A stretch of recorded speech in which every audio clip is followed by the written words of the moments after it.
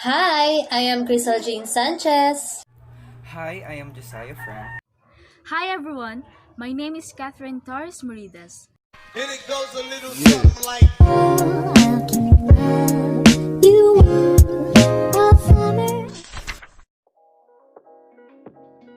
Hi guys, welcome to our vlog. And for today, we will gonna talk about the story of the Iliad. What is Iliad? Iliad is an ancient Greek epic poem in dactylic hexameter, traditionally attributed to Homer. There are countless characters, both mortal and god, in the Iliad, but these are the key ones, and we will gonna talk about them one by one. So let's start. Achilles is the greatest warrior and fighter among the Achaeans. His father is a mortal man and his mother is a goddess, which makes him a half-blood. He is invulnerable, but except on the heel, because his mother dipped him in the river Styx as a baby. Furthermore, no warrior comes close to being his equal as a fighter. Hector was a Trojan prince and the greatest fighter for Troy in the Trojan War. And also, as a prince, he is next in line in the throne of Troy, being the son of King Priam and Queen Hecuba, and appears frequently in the poem. Hector's epithets range from general heroic descriptions such as great and godlike to more specific descriptions such as tamer of horses and of the shining helmet. Agamemnon is the leader of the Achaean army and the king of Mycenae, and he's also the brother of King Menelaus of Sparta. He is arrogant and often selfish. King Agamemnon provides the Achaeans with strong but sometimes reckless and self-serving leadership.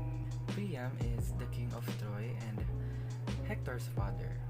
He also has a son, Paris, a spoiled son actually. But in total, he has a 50 children, including Hector and Paris. He has many strengths, which includes courage, a desire to protect his people, empathy, and love for his sons. But those strengths turn out to be a greatest weaknesses of King Priam. Thetis was the goddess of the sea and the leader of the 50 Revedes. Zeus had her marry a mortal man named Peleus, and they had a son named Achilles. Just like many other sea goddesses, Thetis has the gift of prophecy and the power to change her shape at will. She was the one who protected Zeus's throne by summoning the giant Brianus Hegeon when the gods had sought to him. Aphrodite was the one who promises Paris to grant him the most beautiful girl in the world.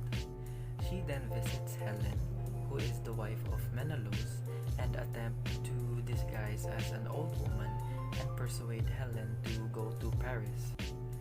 After Aphrodite successfully persuaded Helen, she then gave her to Paris as an exchange and as promised. Menelaus, on the other hand, found out that his wife got kidnapped. He got very angry and he then took the plunge to Troy as a declaration of Trojan War. Patroclus was a valiant soldier and Achilles' closest friend. They are so close that Patroclus acts as emotional support of Achilles. He was the one who convinced Achilles to become the leader of the army and fight the enemy. Achilles then agreed and Patroclus led the soldiers to the battle successfully.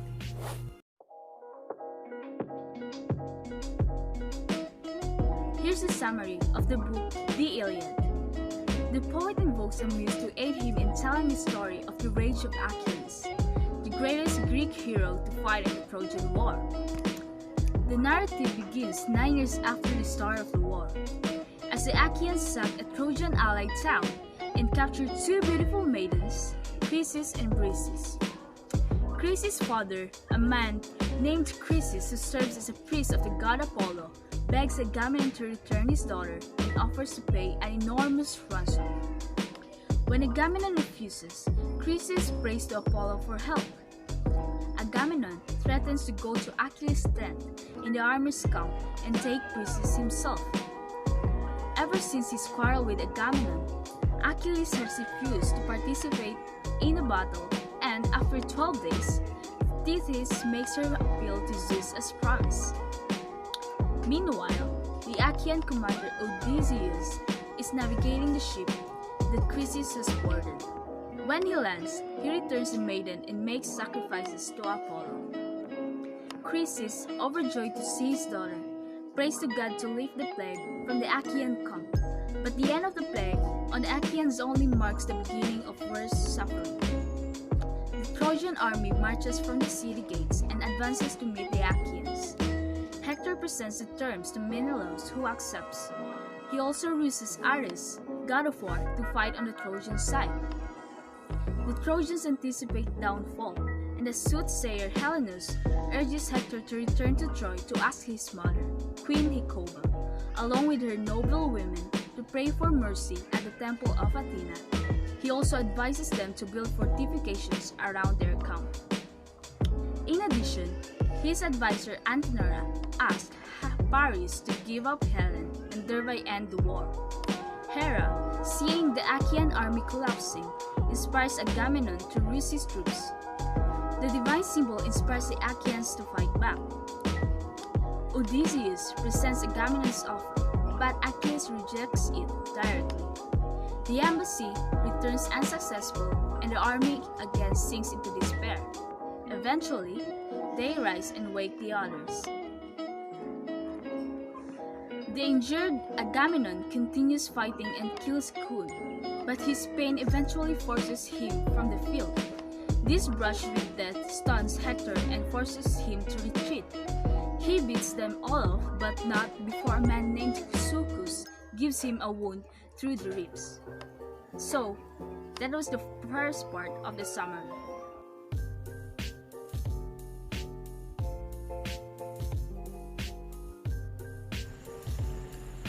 Hector resumed his assault on another part of Asian flank. The Greek initially hold him off, but the panic when the healer Mashon received wounds at Paris' hands. The Trojans poured through the fortification as the Asians terrified shrink back against the ship. Zeus, happy with the war's progress, takes his leave at the battlefield. Poseidon regrouped them and they charged the Trojans. The great Ajax and Hector against Tangle. Patroclus now slaughters every Trojan he encounters. Zeus resigned himself to Sarpedon's mortality. Patroclus soon spears Sarpedon, and both sides fight over his armor. Athena, disguised as Phoenix, gives fresh strength to Menelaus, while Apollo himself, disguised as Trojan, lends encouragement to Hector.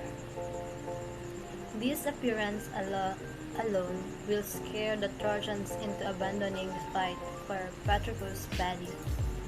The night, each army holds an assembly to plan its next move, while the Asians and Trojans prepare for battle. Zeus summoned the gods to Mount Olympus. The river, sympathetic to the Trojans, called for help from Apollo. But when Achilles hears the river's plea, he attacks the river.